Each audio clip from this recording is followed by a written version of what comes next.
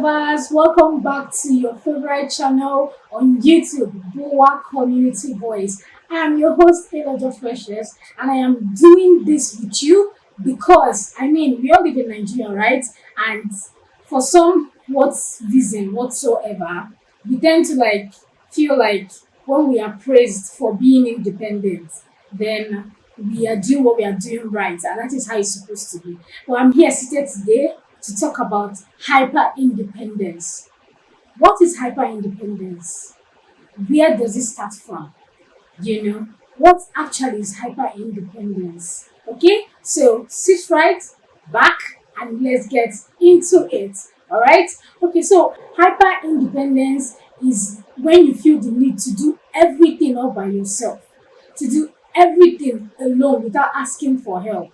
You don't ask for help, you don't ask for support, you hide your emotions even when you know, or probably you are, weak inside of you. You are scared to show that you actually need help, right? Now, where does this start from?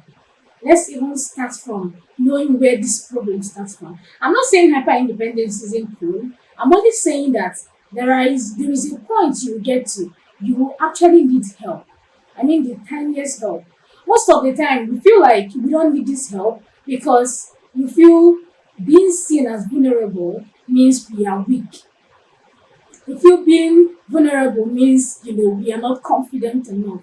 But I'm telling you, that is the beginning of fear, right? Now let's go and check how or where this starts from. If you ask me, I would say it's usually trauma based, like it's connected to trauma. E.g., like example, I could from my childhood, I grew up from a family or an environment where there is no love. Nobody knows the definition of love whatsoever. Talk more of practicing it. Now I grew up like that. From my childhood, I could try to do something, and when I they know I'm trying, they be like, so is this thing that you cannot do? Do you know that person's child can do it? Do you know your mate is doing it? Do you know? From a child, you grew up with that mindset, and then you do things alone. You don't even want to show people what you are doing, or people older than you what you are doing, because you fear to be criticized or to be, justly corrected. You fear that they might start comparing you with some other thing or some other person or whatever work that was done by your mates and all of that. So you feel like, okay, it's better I do it by myself. Some other time it is, self developed, in the sense that your kind of person, you don't like asking for help at all, because you feel like to an extent, if this person comes to support you or comes to help you, they might not, do it the way you like to do it. They might not dispense that duty the way you love it to be dispensed. They might not sweep that place the way you like it to be swept. They might not, proofread it and correct or edit it the way you like it being edited constructively. That is usually where it starts from, right? Now, I'm so sure I can tell you for a fact that there is a connection between being, independent and trauma, right? Now, there's a difference between healthy independence and trauma-based independence. Sorry. So, healthy independence sounds like, oh, I can't do this alone. I think I need support. Hi, please, can I borrow your time? I'd like you to help me with so and so. You see, that is healthy independence. You are independent, but you know when you need help. You know when you need support. Now, trauma-based independence. You are typing, and after typing, you delete everything you typed. And you be like, if I don't do it by myself now, this person might not do it. This person might say I'm disturbing him or her. This person might say, oh, she cannot even do it by herself. That's why she's looking for my help. You start overthinking things, and what is not even in existence. Let's assume it is actually in existence. Why are you going to seek for help from people that will condemn you, from people that will laugh at you, or from people that in no way they don't even like you, being developing yourself or being around you when you are progressing whatsoever? Why are you seeking help from them? You see, it is a good thing to know how your hyper independence started as an issue.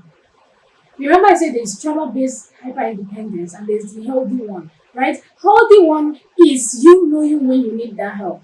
While the trauma-based is you always overthinking. Oh, could it be that? Oh, what if I? What if they don't? You know those negative thoughts. They keep piling and piling and piling up. Now let's look at the signs associated with the trauma-based independence. You see when you like being all by yourself.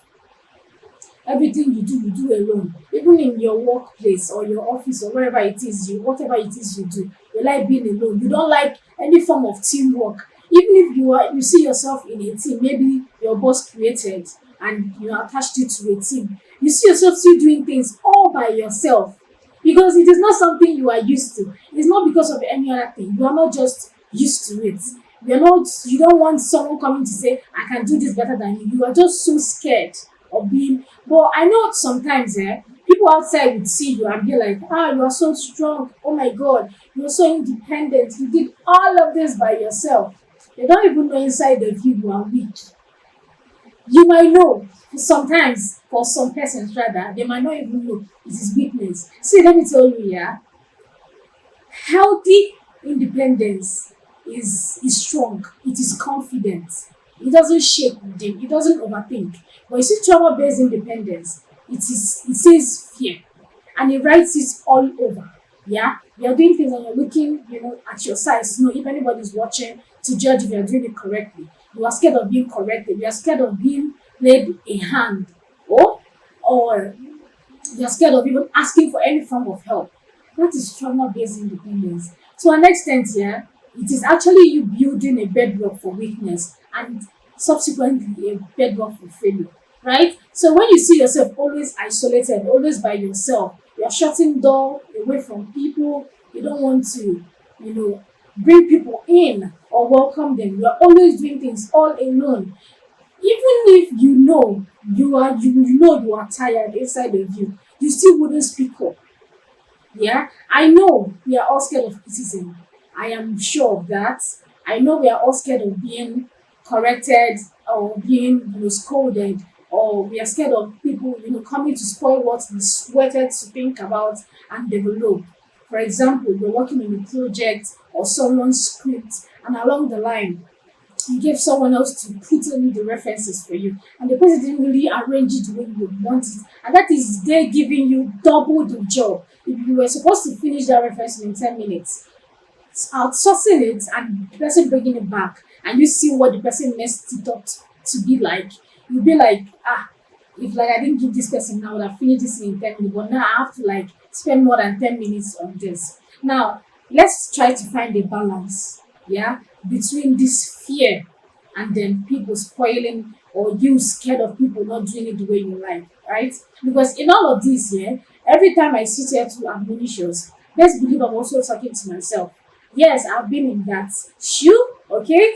My colleague will always say I'm always in people's shoes. I mean, I'm human and I've tried so many things. That is how I am. I try varieties and see what fits in for me. That is how I do. So let's believe that every time I'm here, I'm equally talking to myself.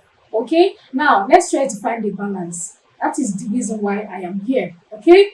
Now, in a case where you are scared of asking for support or help because you feel like you'll be laughed at, or you'll be judged, or you'll be criticized in a manner you wouldn't really like, or in a condensing tone, right? Let's try with, choosing the people we ask help from. Yeah? You know who you are supposed to talk to.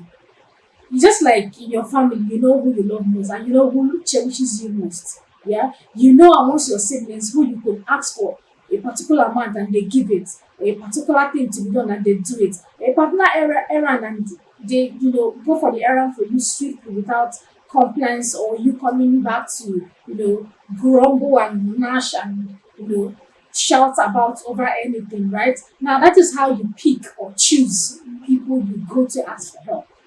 No matter how condescending you want to look at it, right? There is always somebody that is better than the other person in your circle. If you don't want to relate with your family, there should be friends, there should be neighbors, there should be a colleague.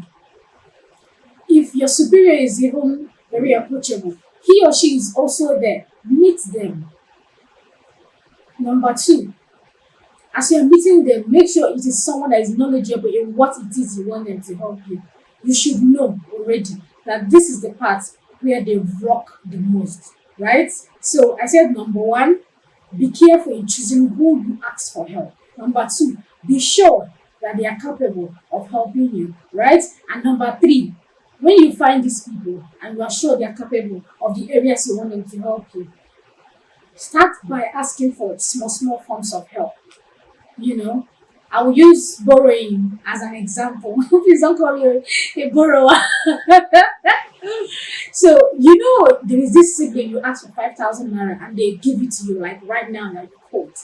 And that same sibling, when you exceed 20, 50,000, they can't handle it. Not because they don't want to give you or they don't have it. They might have it, but in some other instance, which I want to focus on, is in a case where they don't have it. They don't have it. So the sibling to ask, the friend to ask, the colleague to ask.